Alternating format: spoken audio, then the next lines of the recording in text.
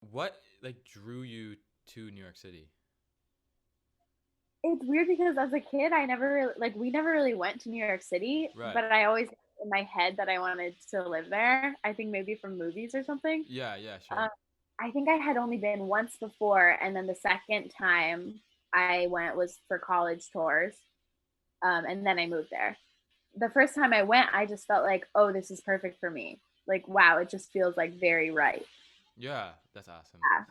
Yeah, and I honestly, when I first moved there, I thought like Manhattan was the place for me to live. But since moving to Brooklyn, I really love living in Brooklyn, and I feel like it's a lot easier to like make friends and make a life for yourself here than it is in Manhattan, both like money wise and people's like temperaments or something.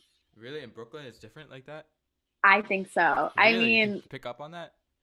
I would never. yeah, I mean, I'm not a New Yorker. Like you're telling me like all the street names. It's like I don't even know. Like, but you can pick up on that. yeah, I mean, it's just so different. Like in Manhattan, people don't know their neighbors. People don't say hi to you on the street. In Brooklyn, it's more like a little bit neighborhood vibes, or like at the coffee shop, I know the people who make me coffee all the time, Yeah. or you know what I mean, or I Right. know the people who live down the street from me. You see more people around, and there's like it's like a tighter community. Right. Like I know people who go to certain bars all the time or certain restaurants, and yeah, and I don't know, living in that co-op too, I just met so many people that it made the neighborhood feel more like home. What is exciting about New York City is that everyone is doing their own thing. So you're Yeah. surrounded around. You're engulfed in like people just like being motivated by themselves, and that's what I would like pick up on that and like feed off of that. But also that same thing is people are very like blindsided and are doing what they want, and you know don't say hi to you on the street, and don't know their next door neighbors. Do you schedule your days to become like to be productive? Um, Not rigidly. No. I kind of go with the flow, but I usually do like start working right when I wait, like even before I do anything, I just touch a project so that it's started, because I feel like if I don't do that initially, it's harder to start later. But I am kind of like flexible on like I don't when I take a lunch break or whatever. Yeah, because part of like working for yourself now is you have to be self-disciplined, and that's like the thing I don't have. I don't know how I could like motivate myself to get up and like do my math homework that I hate so much. People must realize like how actually difficult and like how much that should be praised is if you can like wrap your head around that and just do it, like just doing the I work. think the difference too is like with me, I feel so much pressure. I mean, it's the thing I love so much. So it's a lot, math homework would be harder, but this has such a direct impact on my life.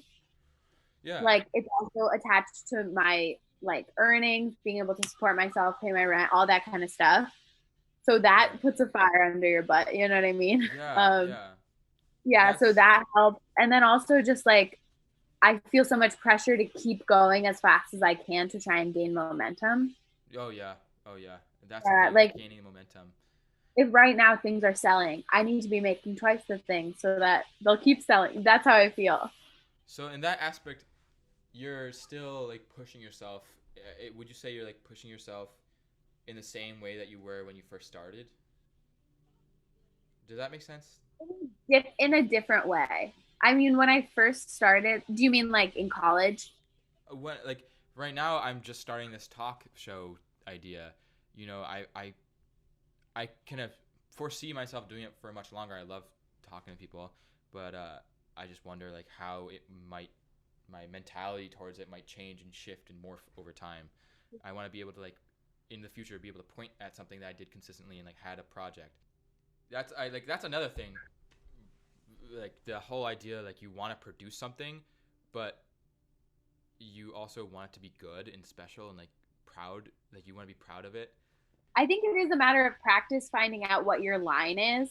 I think in college I was more like that too, where I would just go on and on and on with a project and never be happy with it. Mm-hmm. And then I think the one way that I kind of learned that other people are never as critical as you are is selling myself in the Exactly. store and hearing people talk about it as if it's amazing when in my heart I was like, I'm nervous to put this out. I just Right. want to keep off, something like that. They would never notice. They don't care. They love it. It doesn't matter. Right, right. And that's the thing. The one with my grandpa, I was like nervous to upload because I didn't think that was that great of a episode. I honestly like didn't really want to put it out, but I just knew that, you know what? I am my own worst critic. You know, Yeah, I need it's to very I need to put this out. And sure enough, people in class at school, like people DM me and like be like, "Hey man, like that was really good. Like keep it up." You know, and it's like, "Oh my god, like I was going to keep doing it for myself, but when there's another person telling me like, "Oh my god, that's like so that multiplies every emotion by like 100, you know what I mean?"